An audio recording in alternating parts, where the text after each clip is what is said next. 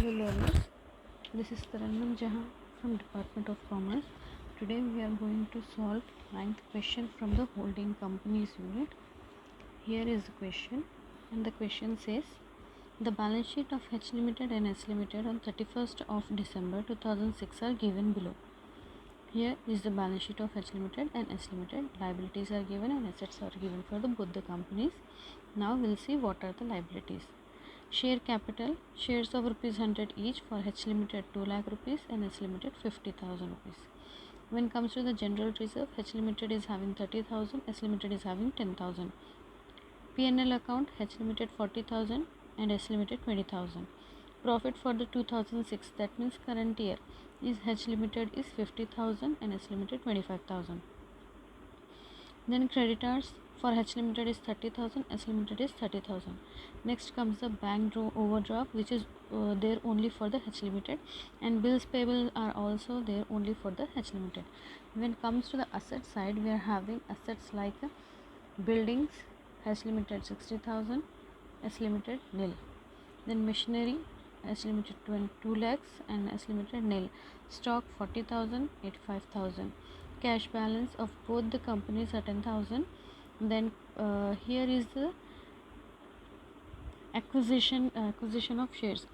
See, 300 shares in S Limited taken over by H Limited for 65,000 rupees. When we see here in the share capital, it says that shares of ₹100 each. If we cut off the 100 rupees for each share, we have number of shares as 500 for S Limited. For 300 shares, 100 rupees each share means 300 shares, so we have to make a payment of 30,000 only. 300 shares at the rate of ₹100, 30,000, but H Limited had made a payment of 65,000. We will see this in the adjustments or in the working notes. Then comes the bills receivable. Bills receivable is there only for S Limited, that is 10,000. We have given some extra information also that says H Limited acquired shares in S Limited. H Limited acquired the shares, that means H Limited is a holding company and S Limited is a subsidiary company. When the company has been acquired on 1st of July 2006, that means exact half of the year.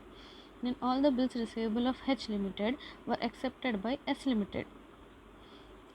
The bills receivable which has to be received by S Limited has to be paid by the H Limited. That means this bills receivable has to be bills receivable of 10,000 for S Limited has become the bills payable for 10,000 rupees of H Limited. So this 10,000 should be paid to the S Limited by the H Limited. Next, sundry debtors include 6,000 receivable from H Limited. Sundry debtors of S Limited, that is 30,000.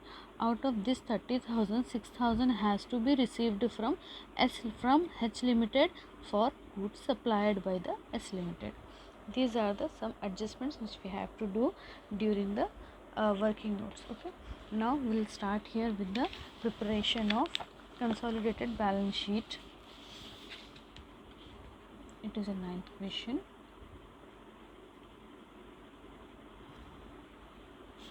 Consolidated balance sheet of H Limited and S Limited as on 31st of December 2006. Okay, here we will start with the liabilities side. Liabilities, we are making consolidated, that means combinedly we are writing the balance sheet for S Limited and H Limited. Here first item which appear on liability side is share capital. Here is shares at the rate of ₹100 each. The share capital of a holding company, we will write only the share capital of holding company always in the consolidated balance sheet. So we are writing here 2 lakh rupees. Next we are writing general reserve. General reserve for holding company, it is 30,000. We will write all the items which are appearing in the balance sheet as it is. It was in the question for holding company. Then we will be writing P&L account 40,000. Then profit for the current year, for 2006 it is 50,000. Okay, then next we are having creditors. Creditors are like this: 30,000 creditors of H Limited plus 30,000 creditors of S Limited, total comes to 60,000. Then the creditors are nothing but the suppliers, right? So when we see here sundry debtors, debtors of S Limited means creditors of H Limited, right? So here sundry debtors include 6,000 receivable from H Limited for goods supplied. So creditors, that means H Limited has to make a payment of this 6,000. Now as it is a inter company owing, there is no need to make a payment of this. So we are deducting this 6,000 from the creditors of the H Limited. So we'll get a final or net creditor of 54,000. Then after that we are having bank overdraft. Bank overdraft is given only for H Limited and the amount is 20,000. The last item which appear from the balance sheet is bills payable. Bills payable is actually 15,000, but when comes here, all the bills receivable of H Limited were accepted by H Limited. The bills receivable of H Limited has to be paid by the H Limited. So out of the H Limited has to make a payment of 15,000 bills, but being an intercompany owing, H Limited is not going to make a payment of this 10,000. So net bills payable comes to 5,000 rupees. So these are the items which is appearing in our liability side. Now you can either write your assets or you can go for the working notes. We will go for the working notes to complete of the liability side first.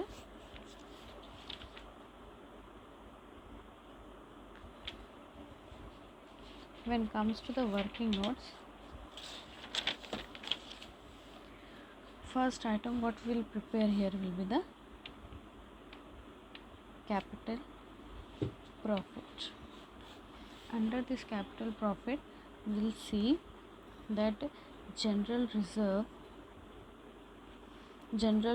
of S Limited. General reserve of S Limited is 10,000, which they are not going to share with any. It is capital profit is done before the acquisition, actually before the acquisition, and the calculation of profit after the acquisition will be called as a revenue profit. Here we are calculating capital profit for S Limited. Here is a general reserve which is S Limited is not going to share with the H Limited, so they are taking the whole amount as 10,000 rupees. Then comes to the P&L account. Here is we can say it is an opening balance, because in our question P&L account shows a balance of 20,000, then the profit for 2006, that means at the ending of the year is 25,000. We can say it as the opening balance of profit is 20,000, which belongs to S Limited only. Then when comes to the current year's profit for S Limited is 25,000, but when we see here the first sentence in our adjustment, it says H Limited acquired shares in S Limited on 1st of July 2006. That means exactly the half year. So this profit will be divided in half of the year, or 6 months out of 12 months, because pre-acquisition period is 6 months and post-acquisition period is 6 months. So we are calculating pre-acquisition or before acquisition of the business. So pre-acquisition profit is 25,000 into 1 by 2 or 6 by 12, it will be 12,500. Then next we'll total it up: 500, 2, 4. So this is your capital profit. This is your capital profit. This capital profit will be divided between the H limited and minority interest. Okay. S limited is having a capital profit of 42,500.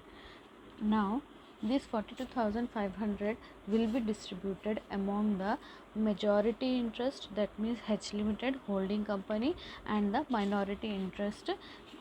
Here when we see the question, it says that 300 shares were acquired by the H limited, right? So total shares are 500. The share of H limited is 300, that is acquired. Then minority interest shares are 200.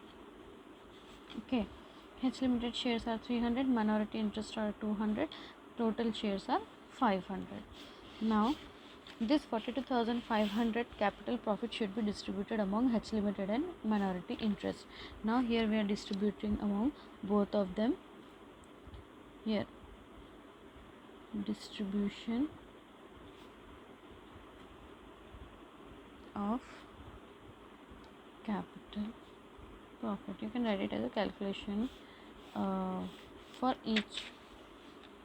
And then H limited actual capital profit is 42,500 out of 300 shares out of 500.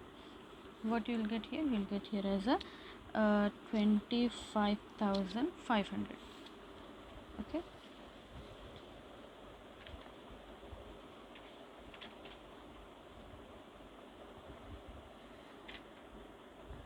Here it is.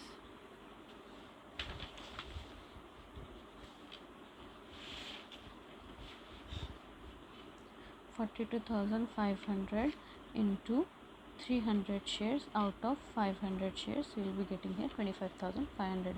When we are calculating the capital profit for the minority interest, it will be 42,500 into 200 shares out of 500 shares. 42,500 into 200 shares out of 500 shares. The minority interest amount is, capital profit for minority interest is 17,000. So this is the capital profit calculated, got the amount 42,500 and distributed among H limited and minority interest. Okay, the next item we'll calculate here will be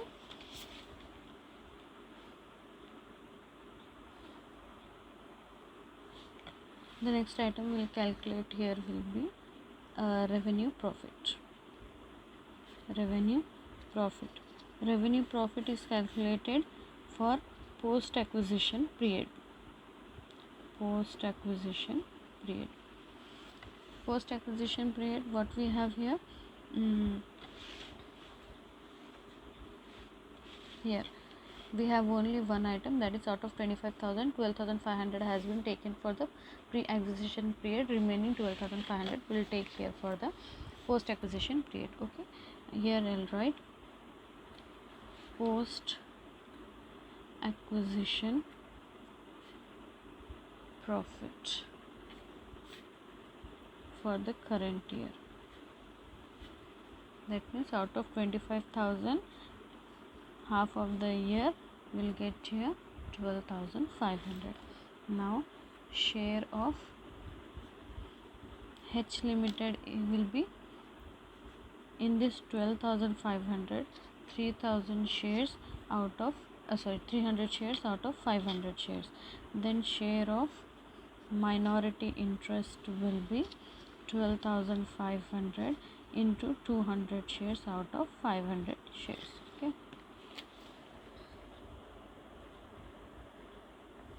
here it is.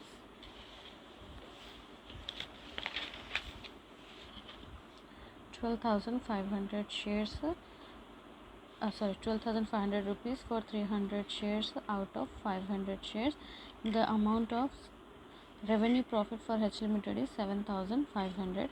When comes to the minority interest, out of 12,500, 200 shares out of 500 shares, the amount will be 5,000 rupees for minority interest. So this is the amount for revenue profit for H Limited and minority interest. After this, we will be doing the calculations of goodwill.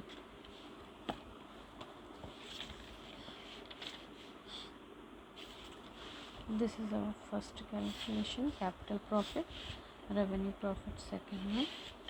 Third one is calculation of goodwill or capital reserve. Okay. Now the first item which appear in the calculation of goodwill is amount paid to acquire the shares.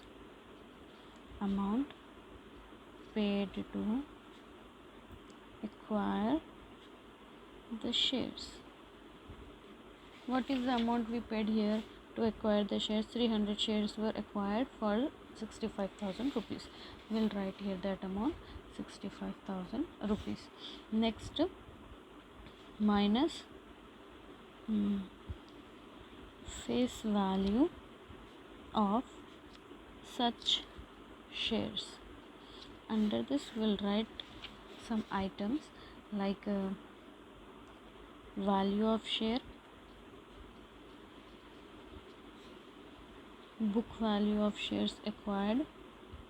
That means our share, the share in the S Limited was 100 rupees each. They have taken 300 shares. So 100 rupees, 300 shares at the rate of rupees 100 will be 30,000. Okay.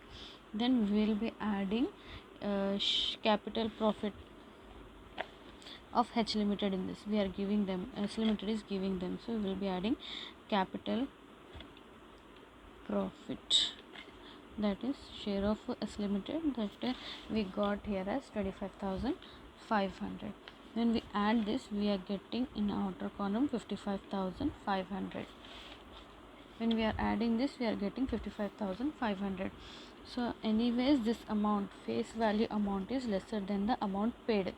So we have I am reminding you all continuously to remember these two rules, so you will be able to find out that what you are getting after the calculation of this. Are you getting goodwill or you are getting capital reserve?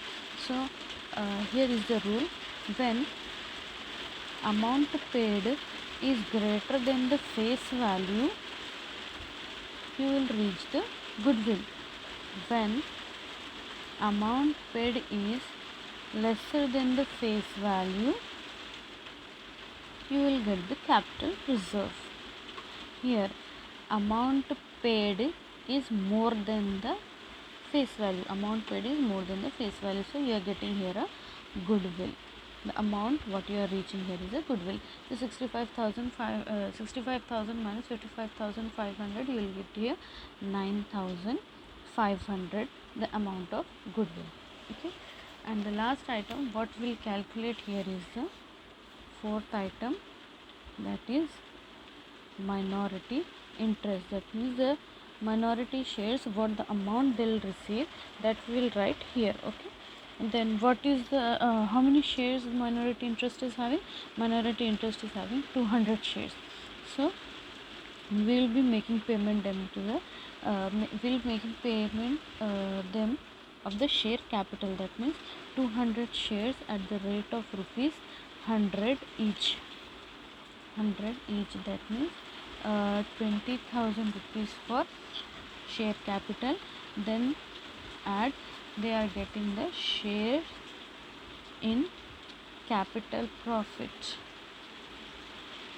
Here we have calculated the capital profit 42,500. Out of that minority interest got 17,000.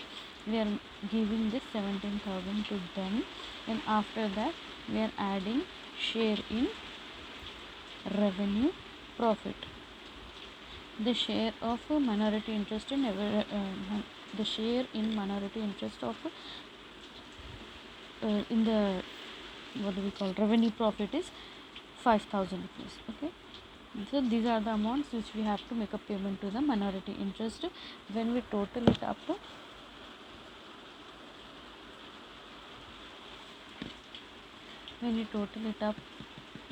20,000 plus 17,000 plus 5,000, we'll get here 42,000 rupees amount to be paid for minority interest. Okay, now we'll post all these amounts in the balance sheet. Now we are done. Maximum amounts we have in the liability side, we have posted maximum of the items, but we are left only with the some items that we will write here. All the book values we have read, all the book values given here we have written that, but the value of the revenue profit we did not write, that we will post here. Revenue profit for the holding company is 7,500. 7,500. After that we will be writing the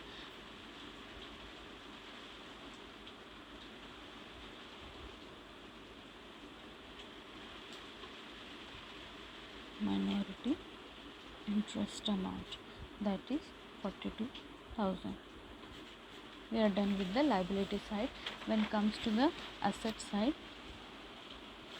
by seeing the previous balance sheet, we will be writing the new balance sheet or consolidated balance sheet.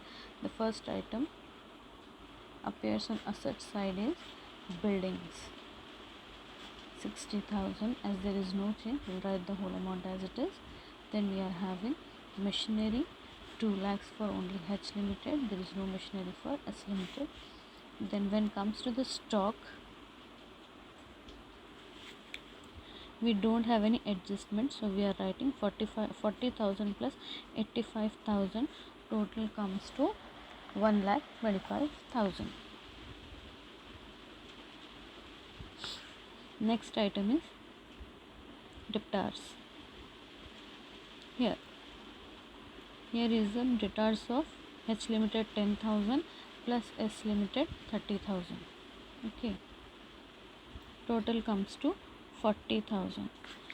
Total debtors are to be received is 40,000, but when we have seen here the 6,000 stock, debtors include receivable from H Limited, that is it is an inter-company owing which will not be received by any of them. 6,000 rupees which will be deducting here, so we are getting here net debtors of 34,000. After debtors we are having cash and bank balances. Cash and bank balances 10,000 H Limited, 10,000 S Limited. Total comes to 20,000. The next item is bills receivable. We had a bill receivable of 10,000. S Limited had bill receivable of 10,000, which has to be received from S Limited only. Again, for being an intercompany owing, this S Limited did not receive this 10,000, so bill receivable comes to nil. The last item which appear is a goodwill, which we have calculated here, and we got an amount. Calculation of goodwill is 9,500. We will post here in the asset side of our balance sheet 9,500. Now we will total up the balance sheet. We will see whether our balance sheet is tallying or not. 2 lakh plus 30,000 plus 90,000. That means I have to clubbed it 40 50. Then 54,000 plus 25,000 plus 7,500 plus 42,000. So your total of your balance sheet is 4,48,500 on the liability side. 4,48,500. Now we will see the asset side. Is it tallying or not? Here it is 60,000. Then 2 lakhs, then 1,25,000, next 34,000, next 20,000, and the last item is 10,500. Here is the balance of your asset side, that is 4,48,500, which is tallying with the liability side balance. Okay, so this is your question done. I mean, the solution is done here.